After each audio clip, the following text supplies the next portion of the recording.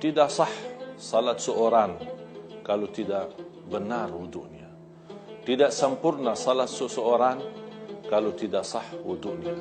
Bahkan Rasulullah sallallahu alaihi wasallam bersabda di hadis yang sahih, la tasihhu salatun bighairi wudu. Di riwayah bighairi tahur. Tidak diterima salat seorang kalau wudunya tidak benar. Kaum muslimin muslimat yang dimuliakan Allah Subhanahu wa taala. Yang pertama, sesudah kita nawaitu, jangan lupa mengucapkan basmalah.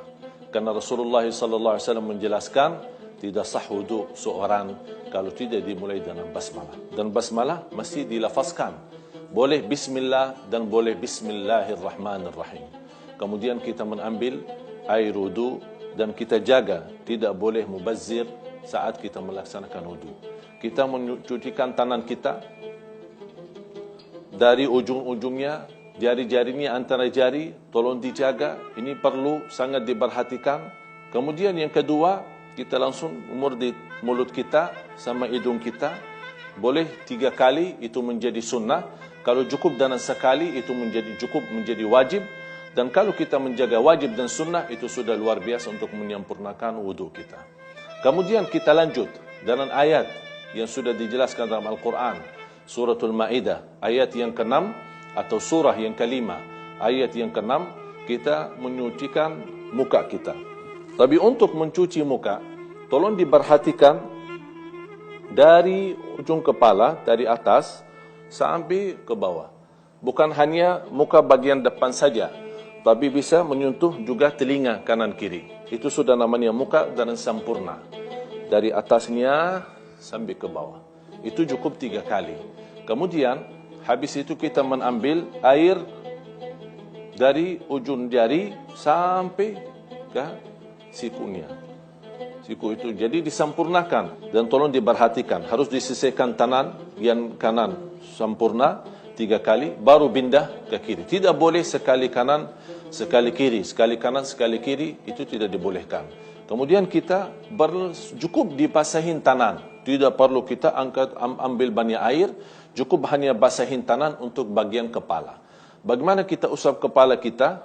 Mulai dari bagian depan sampai ke pertama posisi leher kita. Tidak perlu kita baling ke belakang sambil kita sempurnakan leher, tidak perlu.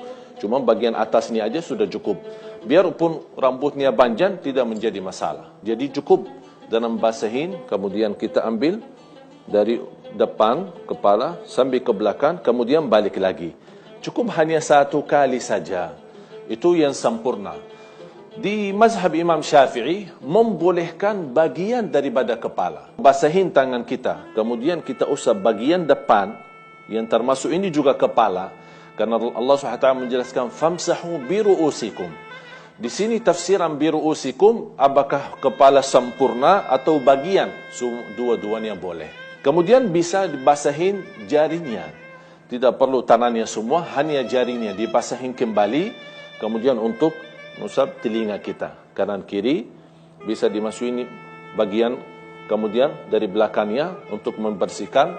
Ini semua untuk menjaga kesempurnaan wudu yang sudah diajurkan dan diajarkan oleh Nabi kita Nabi Muhammad sallallahu alaihi wasallam. Kemudian yang terakhir, kita bisa mencucikan bagian kaki kita.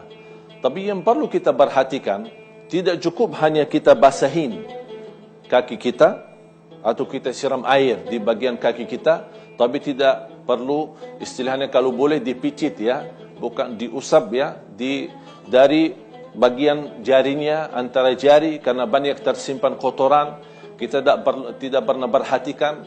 Ini juga salah satu sebab yang membawa kita atau tidak menjadikan wudhu kita sempurna. Jadi perlu kita menjaga bagian kaki, bukan hanya dibawakan air atau disiram air, tapi kita juga harus gosok antara jari, kemudian khususnya bagian belakang.